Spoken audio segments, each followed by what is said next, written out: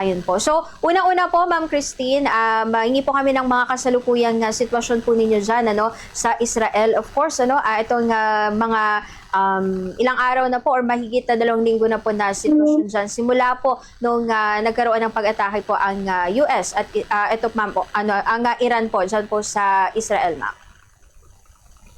Yes po, sa ngayon po, 14 days, hindi ako nagkakamali, 14 days na po yung war sa pamamagitan ng dalawang aliado. Ngayon po is continue pa rin po yung mga ano namin, yung mga ginagawa po namin, laging alert po sa alerto po kami sa mga sinasabi at mga protocol ng embahada at dito sa Israel, ma'am. Mm-mm. Okay po. So, pero paano po ninyo makukumpara naman, Ma'am? Ano, medyo mas humuhupa na po ba sa ngayon or may pagbabago ba sa sitwasyon sa ngayon kumpara po nung mga unang araw or first week, Ma'am, nitong mga pag-atake po, Ma'am? Sa ngayon, ma'am, may pagbabago, ma'am, kasi nung nakaraan, halos sunod-sunod po yung yung pagbabato sa amin dito sa Israel. Pero ngayon po medyo hindi na po sila yung updated na after 20 minutes andyan na naman after 20.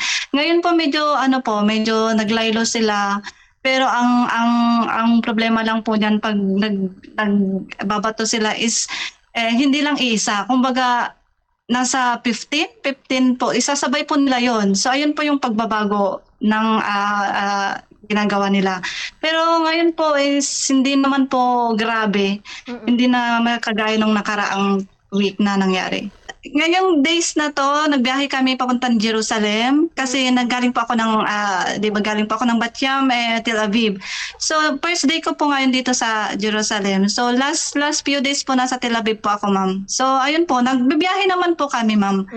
As long as sana, yun po, papanalangin namin na nasa labas kami ni Lola. So sana walang sirin, ayun po. Kasi yun po yung lalo na pagkasama ko si Lola, ayun po yung nakakaano sa akin na sana walang sirin, ayun po. Pero thanks God naman po, wala. Okay. Medyo mas may consider nyo ba, Ma'am, na kahit pa paano medyo mas safe po dyan sa Jerusalem? Kasi last time may nakapanayam din po kami, Ma'am, ano, na kakababayan nating OFW nandyan sa Jerusalem. And nabanggit niya before, mas medyo kalmado po yung sitwasyon dyan po sa Jerusalem in comparison po sa part po ng Tel Aviv, Ma'am. As of now po, ma'am, para sa akin kasi nakikita ko din po or naalalaman po din namin kung asan yung direct hit ng missiles. Yes po, medyo mas tahimik po dito sa Jerusalem. Sa Tel Aviv po kasi yun yung pinaka-direct hit ng missiles ni kalaban natin. So parang nakakakaba pag sa Tel Aviv po kasi is ayun yung parang binabanatan nila, mami. Dito sa Jerusalem, para sa akin po is, meron din naman po, pero hindi kagaya ni Tel Aviv. Ayun po. Okay. At nabawasan na rin, Ma'am, ano, yung mga nare-receive or mga natatanggap po ninyong mga alarms, Ma'am, kumpara po nung mga nakalipas na linggo, Ma'am? Yes po, ma'am. Medyo nabawasan po. Ayun po nga, pangamba namin, sunod-sunod po siya. So parang kailangan, yung protocol po kasi, pag once na nagkaroon kami ng warning signal, mayroon din po kasing mga missiles na hindi na po na-detect ng aming telephone or something. Kailangan po as long as 10 minutes, the warning signal is nandun na kami sa bomb shelter kasi merong mga missiles po na hindi po nadidetect. So wala po kaming marireceive na sirin.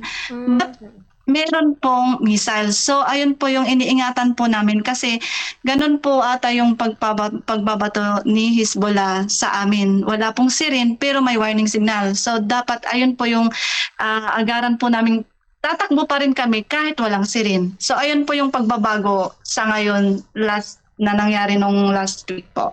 At kung kayo pong tatanungin naman sa ngayon, Ma'am Christine, ano, ay same pa rin, Ma'am, yung inyo po nga parang sa ngayon, desisyon na ayun po, hindi muna magpa-repatriate at mag-stay po muna, Ma'am, dyan po sa Israel.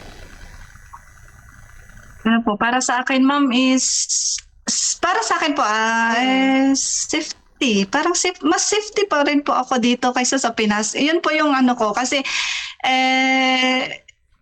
hindi naman na po ito yung first time na nangyari dito. Last October 7, andito na kami. So, parang napaka-ordinary na. Lalo na yung mga matatagal na dito, ma'am. So, ako kasi medyo baguhan pa. Pero para sa akin po is, as long as wala naman pong sinabi ang embahada dito taga-Israel na meron pwede na kayo maglikas kasi delikado na dito. So, yun lang po siguro. Pero as of now, ma'am, is safety pa rin po ang Israel. Hindi po sila nagkulang dito, ma'am, ng mga lahat ng pangangailangan, lahat ng mga protocol, lahat ng gagawin mo, dapat sumunod ka lang. Ayun po, hindi naman po nila pababayaan ng mga resident dito, ma'am.